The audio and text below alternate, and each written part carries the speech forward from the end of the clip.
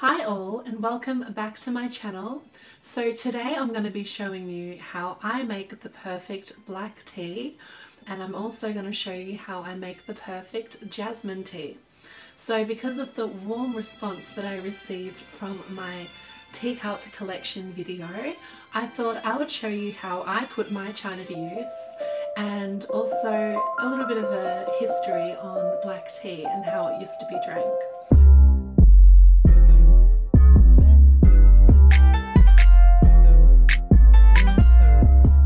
China is known for the birthplace of black tea, as before the 17th century we were drinking only green tea and oolong tea.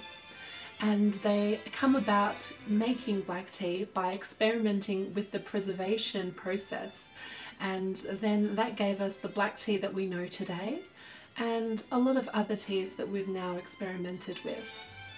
So today I'm going to be showing you how I drink out of my china. Basically, I have filled up some hot boiling water and popped it straight into this to warm it out, and then I've poured that out, and then I've left some more hot boiling water inside here. Now, bone china can withstand hot temperatures of water because it is designed for that. Prior to bone china, there was just porcelains, and they're a lot more delicate. And I think this is where the history of putting milk before your tea into your teacup, so pouring it in with a little bit of milk and then pouring in your hot water so that the porcelain could withstand the heat of the boiling hot water. Back in the day, I think the working class would mostly do this because they couldn't afford bone china, but today we know bone china is very accessible and not as expensive as what it used to be. If you're beginning your tea drinking journey and you're using delicate leaves, I would suggest to take the temperature of the water before pouring it onto the leaves, as you can spoil the taste of the leaves if you're using water that is too hot, or you're using water that is not hot enough, because you won't get that proper extraction process. I have a cooking thermometer that I use for cooking mostly, but when I first started with a few teas and I wasn't sure, I would use this to take the temperature of the tea. So we're going to do that.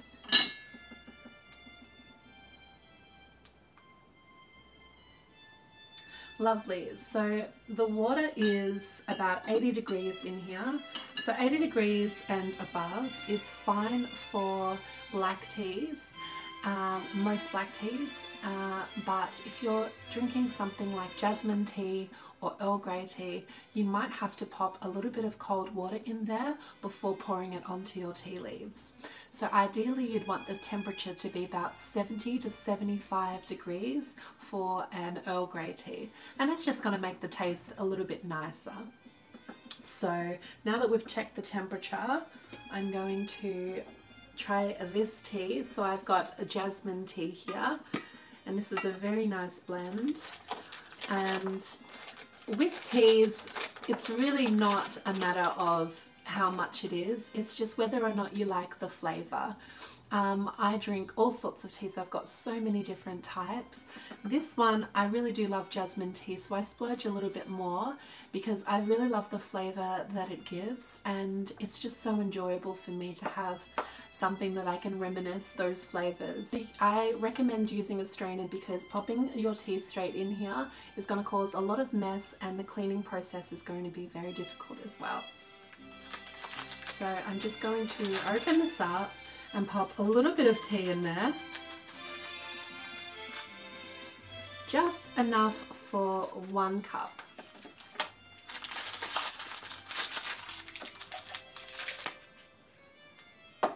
I'm going to pop this directly in here.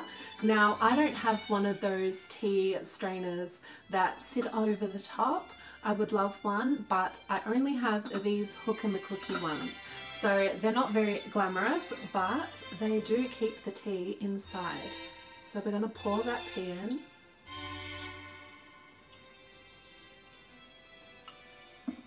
The most important thing to get right with this type of tea is making sure that you steep it for the correct amount of time and also the correct temperature. So I let this cool down to about 70 degrees, and it's going to steep in there for about 3 minutes. Now over time you will just get used to how long you need to leave it in there and how long you need to wait for the water to cool down, or if you're going to pop some cold water, you'll also get the hang of how much cold water you'll pop in before popping in the hot water.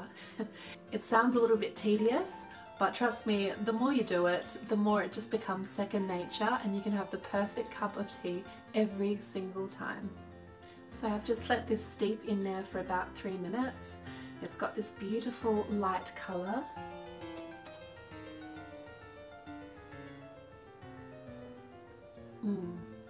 Lovely. So this tea I really like. I found this one at Waitrose and it's called Rare Tea Corporation, and I just love it because they use the highest quality ingredients, and of course it's fair trade, so anything that's fair trade I think I'm willing to support.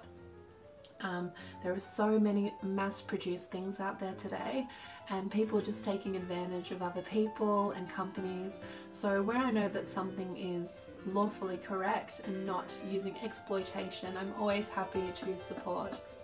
I really like this one. I try and save it because it is just so nice. I don't like to always drink it.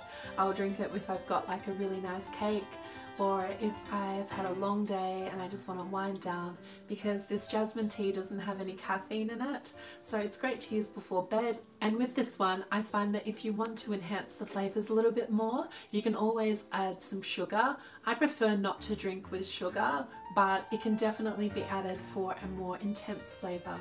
So now I'm going to be showing you how I make an English breakfast. English breakfast is one of the most popular teas to drink. Usually if you go out to a restaurant, there's going to be black tea or English breakfast served for you. I also have the same brand Rare Tea, but if you use tea bags, I find that black tea is black tea. And it doesn't matter if it's a Lipton black tea. Most people in the UK drink Lipton black tea, and they just have it in the tea bags, and they'll just pop it with some water, let it steep for 30 seconds, 20 seconds. It really is dependent on how you like your tea. I've grown a little bit more forgiving of a stronger black tea. I used to have to wash it down with some milk, but now I really quite enjoy that tartiness of the black tea. I don't leave it to steep for too long. It's about a minute I'll leave it to steep, and then I will take it out. Now I find that this black tea is not so strong like some of the ones I've tried from a loose leaf. I find that if you leave this one steeping for a little bit too long, it is really fine. It's not going to create too much of a tart, drying flavour in the mouth. So with this one, also being a loose leaf, I have another one of these. This one's a little bit bigger. So what I'm going to do is just pop a tiny little bit in here, just enough for 1 teacup.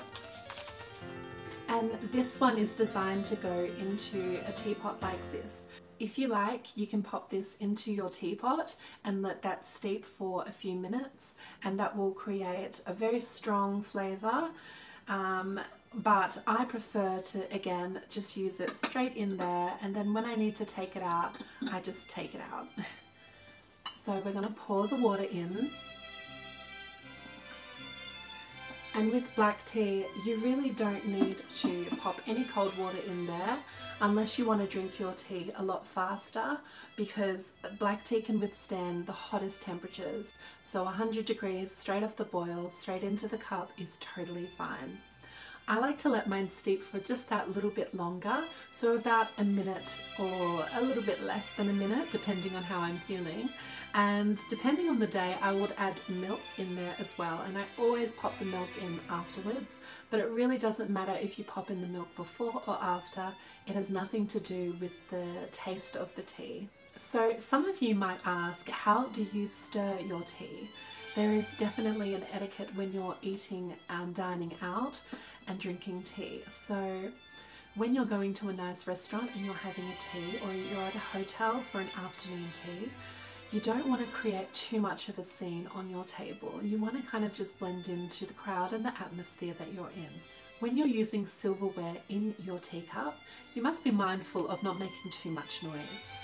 You might hear some people doing this. This is very obnoxious and it can be avoided. Another way to mix your sugar and your milk in your tea is to just place your teaspoon in here like so and just go 6 to 12. And this will stir it more than enough so that everything is combined and you're not making such a big clang.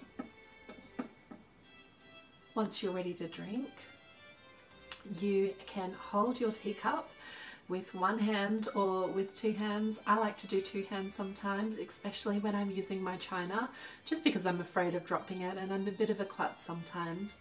But if you're not sitting at a table, you can also grab your saucer, and if you're sitting back, you can just hold it like so and drink.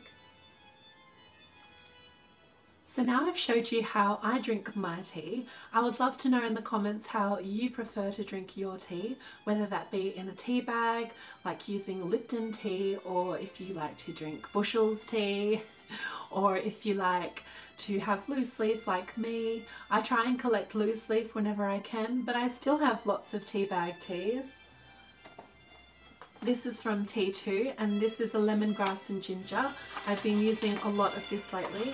And these come in these tripod kind of tea bags. They're so easy and quick to use, which is I think why we love them so much. But I do tend to stay away from these just because I have more than enough time and resources to just use loose leaf tea. Thank you so much for watching this video. If you enjoyed what you saw today, please give it a little like and also follow me along if you'd like to see more of my tea drinking journeys and everything I have to offer on this channel. I'm really looking forward to indoor dining here in the UK. It opens up as of next week and I've got an afternoon tea session booked at a very nice place which I'm going to enjoy. And I might take you along with me depending on how they feel about that. I'm not too sure, but I would love to journey that as well with you. My afternoon tea experience in London.